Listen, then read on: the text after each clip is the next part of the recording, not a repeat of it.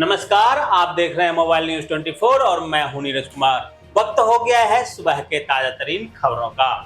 रक्षा मंत्री राजनाथ सिंह करगिल विजय के 24 साल पूरे होने पर 26 जुलाई को करगिल वार मेमोरियल में सेना के बलिदानियों को श्रद्धांजलि देने के लिए लद्दाख जा सकते हैं। सैन्य सूत्रों के अनुसार इस दौरान वे लद्दाख के सुरक्षा हालात का जायजा भी लेंगे। संसद में चल रहे मानसून सत्र को लेकर आज यूपीए से इंडिया बनी विपक्षी दलों ने बैठक बुलाई है, जिसमें गठबंधन में शामिल सभी दलों के सांसद और नेता शामिल होंगे। यहाँ मानसून सत्र को लेकर विपक्ष अपनी रणनीति को और मजबूत करने पर चर्चा करेगी। मध्य प्रदेश में भाजपा आगामी लोकसभा और विधानसभा चुनाव में जीत दर्ज करने के लिए जी तोड़ मेहनत कर रही है। वहीं मुख्यमंत्री शिवराज सिंह चौहान भी सरकार द्वारा चलाई जा रही योजनाओं को लेकर लगातार जनता को अपने पाले में करने की जुगत में जुटे हैं। इसी कड़ी में आज एक बार फिर से सीएम शिवराज सिंह चौहान सिंगरौली जिले के दौरे पर रहेंगे, जहां वे आदिवासी वोटरों को साधने के लिए एक बड़ी जनसभा को संबोधित करने के साथ ही कई विकास कार्यों का शिलान्यास और उद्घाटन करेंगे। मध्य प्रदेश के खजुराहो में आज 5वां हेलीकॉप्टर और लघु अभियान शिखर सम्मेलन आयोजित किया जाएगा, जिसका उद्घाटन केंद्रीय विमानन मंत्री ज्योतिरादित्य सिंधिया और मध्य प्रदेश के सीएम शिवराज सिंह चौहान करेंगे। उत्तराखंड के भाजपा सांसदों की आज केंद्रीय नेतृत्व ने दिल्ली में बैठक बुलाई है, जो आगामी लोकसभा चुनाव के मद्देनजर काफी महत्वपूर्ण माना जा रहा है। गुजरात के सीएम भूपेंद्र पटेल आज राजधानी गांधीनगर के महात्मा मंदिर में सेमी कॉन इंडिया 2023 का शुभारंभ करेंगे, जो 3 दिनों तक चलेगा। इसका मकसद सेमीकंडक्टर क्षेत्र को तेजी देना है। वहीं 28 जुलाई को प्रधानमंत्री नरेंद्र मोदी भी यहां पहुंचने वाले हैं। दोस्तों, आगे बढ़ने से पहले आप सभी से रिक्वेस्ट है कि अगर आपने अभी तक इस न्यूज को लाइक नहीं किया है, कमेंट नहीं किया है, तो प्लीज प्लीज प्लीज इस पर लाइक और कमेंट कर दीजिए, क्योंकि आपके एक लाइक और एक कमेंट का मैं कब से इंतजार कर रहा हूं और जैसे ही आपके कमेंट आएंगे हमारी खुशियों का ठिकाना नहीं रहेगा। इसलिए अभी अभी अभी लाइक और कमेंट कर दीजिए। और जैसा कि आप सभी को पता है कि कमेंट करने वाले लोगों के नाम हम न्यूज के लास्ट में बताते हैं, इसलिए न्यूज को लास्ट तक देखना ना भूलें। विकासशील इंसान पार्टी के सुप्रीमो मुकेश साहनी आज से निषाद आरक्षण यात्रा पर निकलने वाले हैं, जहां इस यात्रा के दौरान वह बिहार, झारखंड और उत्तर प्रदेश के दौरे पर जाएंगे। इस यात्रा का उद्देश्य निषाद समाज को आरक्षण देने की मांग को बुलंद करना है।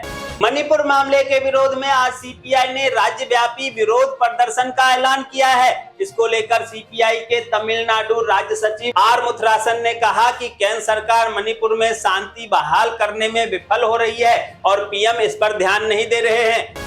उत्तर प्रदेश की सियासत में लोकसभा चुनाव से पहले हलचल शुरू हो गई है, जहां प्रदेश में सभी सियासी पार्टियां एक्टिव मोड में आ गई है। वहीं केंद्र और उत्तर प्रदेश में सत्तासीन बीजेपी ने लोकसभा चुनाव से पहले विपक्ष को बड़ा झटका दिया, जहां समाजवादी पार्टी, राष्ट्रीय लोकदल और कांग्रेस के कई बड़े नेता सहित बीएसपी के भी 1.5 दर्जन पूर्व सांसद और विधायक ने बीजेपी का दामन थाम लिया है।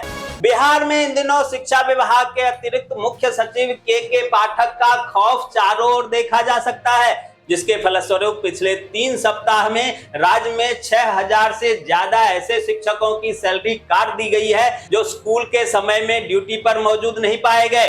दिल्ली को आसपास के शहरों से जोड़ने के लिए रैपिड रेल परियोजना शुरू की गई है। इस परियोजना के लिए केंद्र सरकार के साथ साथ उन राज्यों को भी फंड देना होगा जहां से ये ट्रेन गुजरेगी। इसके लिए दिल्ली सरकार से इस प्रोजेक्ट के लिए फंड देने को कहा गया था।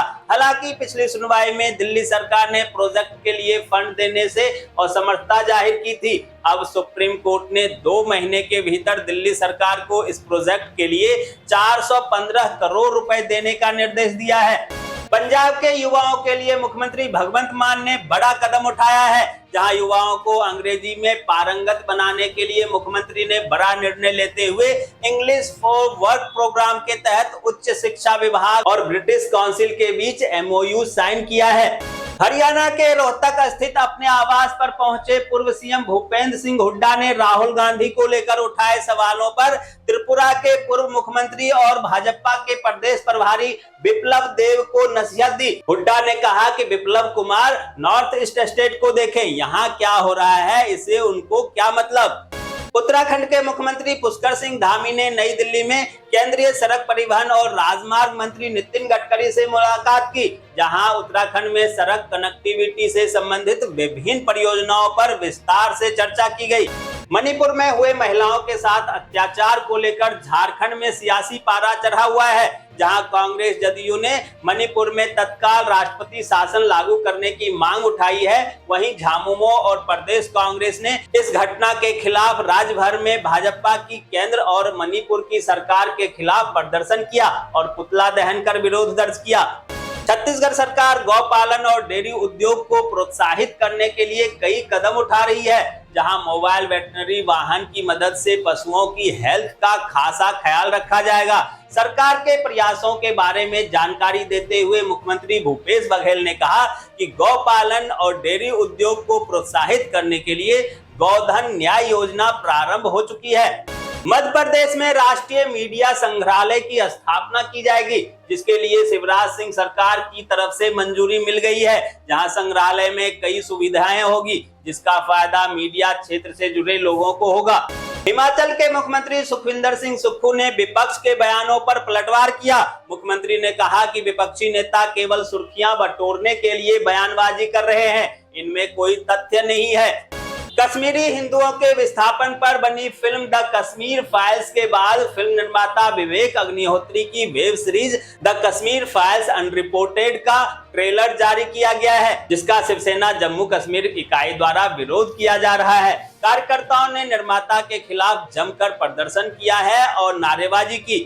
रामनवमी पर पश्चिम बंगाल में अलग अलग स्थानों पर हुए मामले पर बंगाल सरकार को बड़ा झटका लगा है, जहां सुप्रीम कोर्ट ने एनआईए से जांच पर रोक लगाने से इनकार कर दिया और कहा कि एनआईए ही जांच करेगा। एनसीपी में फूट के बाद अब अजीत पवार के साथ शपथ लेने वाले 8 विधायक सरकार में शामिल हो गए हैं, जहां अजीत पवार को उप मुख्यमंत्री के साथ वित्त मंत्रालय भी दिया गया है। वहीं अब अजीत पवार को भावी सीएम बनने को लेकर भी चर्चा गर्म है। महाराष्ट्र विधानसभा का मानसून सत्र शुरू होने के एक हफ्ते बाद भी कांग्रेस अध्यक्ष मल्लिकार्जुन खड़गे ने विपक्ष के नेता के पद के लिए कांग्रेसी विधायक के नाम को अंतिम रूप नहीं दे पाए हैं। राजस्थान में विधानसभा चुनाव से पहले कांग्रेस ने बड़ा बदलाव किया, जहां राखी गौतम को प्रदेश महिला कांग्रेस का नया अध्यक्ष बनाया गया है। वहीं पार्टी ने राजस्थान के अलावा आंध्र प्रदेश, बिहार, जम्मू कश्मीर और त्रिपुरा में भी नई प्रदेश महिला कांग्रेस कमेटी के अध्यक्षों की नियुक्ति की है। पीलीभीत जिलाधिकारी प्रवीण कुमार लक्षकार ने आज निर्माणाधीन मेडिकल कॉलेज का निरीक्षण किया। इसके साथ ही उन्होंने टाइल्सीकरण के कार्यों को देखा और उसकी गुणवत्ता भी परखी। मुख्य विकास अधिकारी अंकुर कौशिक की अध्यक्षता में प्रेरणा सभागार सुल्तानपुर में कन्वर्जेंस विभागों के अधिकारियों की बैठक आयोजित की गई, जिसमें आंगनवाड़ी केंद्र भवन निर्माण, आंगनवाड़ी केंद्रों का अपग्रेडेशन तथा विद्युतीकरण, एनआरसी, पोषण वाटिका, आदर्श आंगनवाड़ी केंद्रों का समीक्षा किया गया। दोस्तों, मैं देख पा रहा हूं कि आप में से बहुत सारे लोगों ने जी हाँ, बहुत सारे लोगों ने इस न्यूज पर लाइक किया है और कमेंट भी किया है, लेकिन कुछ लोग अभी भी बाकी हैं जिन्होंने लाइक कमेंट नहीं किया है। उनसे भी रिक्वेस्ट है कि वे भी प्लीज लाइक और कमेंट कर दें, क्योंकि आपके लाइक और कमेंट से हमारा उत्साह बढ़ता है और हमारी टीम उत्साहित होकर पूरे दिन न्यूज बनाने में लग जाती है। इसलिए लाइक और कमेंट जरूर करें।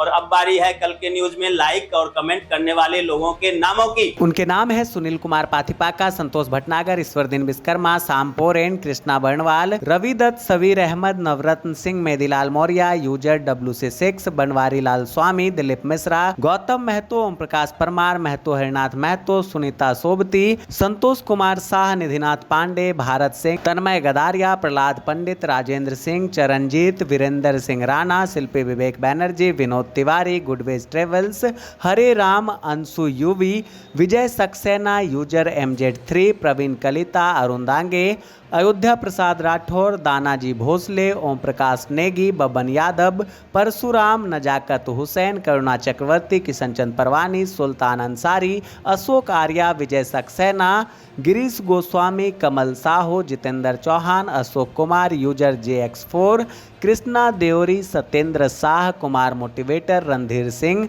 दीना Singh, Santosh Kumar Gope, Dharamjeet Singh, Raksh Arya, Satyendra Shah, KP Tiwari, Kiran mehndi art, Balram Shah, Vijay Singh Bairwa, Ansari Rashid, Nidhinath Pandey, Aradhana Ahuja, Ishara Ram Beniwal, pH Patel, बाबू राजा खान और पुरुषोत्तम पांडे।